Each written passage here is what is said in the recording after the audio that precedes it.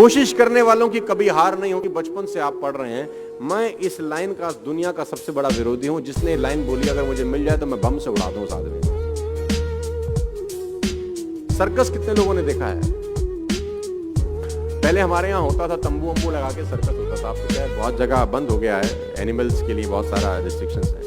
तो वहां पर एक खेल होता था, अगर मैं आपको याद दिलाऊं, उस खेल में एक लड़के के हाथ में नाइफ होता था और कुछ दूर लड़की खड़ी है जिसके सर पे एप्पल रखा जाता था और लड़के की आंख पे पट्टी बांधी जाती। देखा है आपने? तो सुना होगा शायद, गूगल करेंगे तो बहुत जगह आपको मिल भी जाए भाई।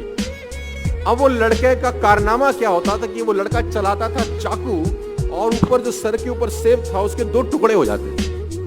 आपने देखा है कभी ये शो? हाँ, देखा। अब मेरा आपसे छोटा सा सवाल है, लड़के को कितने % भरोसा होता है कि चाकू सेब पे लगे? कितने %? More than 100% I think more than 100%। क्योंकि लड़की खड़ी है 20 मीटर दूर या 20 फीट दूर, लड़के के हाथ में चाकू, आंख पे पट्टी, सर पे सेब, चाकू में धार, लड़का चला रहा है। अगर माथे पे लग जाए तो लड़की की जान जा सकती है। लड़के को 100% भरोसा होता है कि नहीं? यस और नो? अब लड़का लड़की के कान में जाके बोले तू खड़ी रहे, मैं कोशिश करता हूं।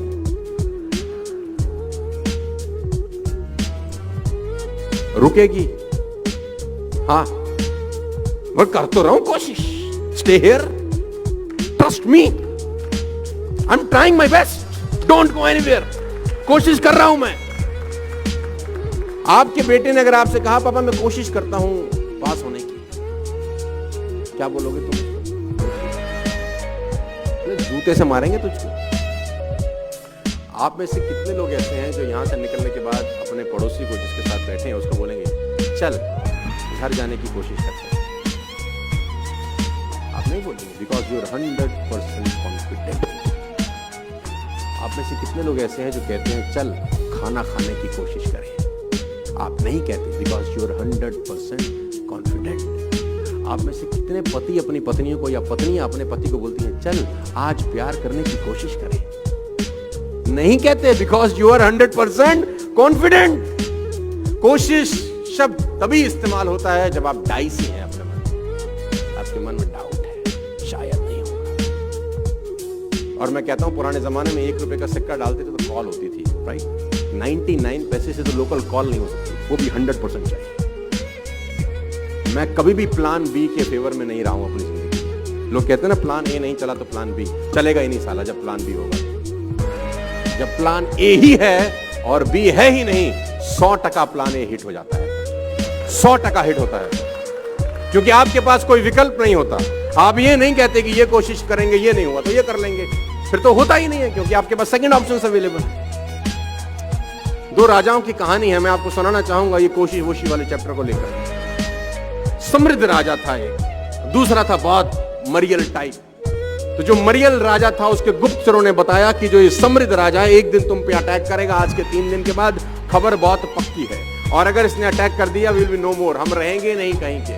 तो राजा ने बोला अब क्या करना चाहिए? गुप्तचरों से पूछा, अपने विद्वानों से पूछा अब क्या करें? उसने बोला कोई रास्ता नहीं है, ये खबर बिल्कुल पक्की है कि they are going to attack us in the next 3 days, और हमारे पास कोई रास्ता नहीं है, वो हमको मार देंगे, हमारी जमीन पे कब्जा कर लेंगे। तो राजा ने अपने विद्वानों से पूछा कोई तो रास्ता होगा, कुछ तो बताओ। तो विद्वानों में एक आदमी था जिसकी उम्र 21 साल थी। उसने बोला एक ही रास्ता है, आज रात को हम अटैक कर देते हैं। उसने बोला आर यू मैड? चाकू छुरी पे गिरे, वो खरबूजे पे गिरे, या खरबूजा चाकू पे, साला कटेगा तो खरबूजा ही।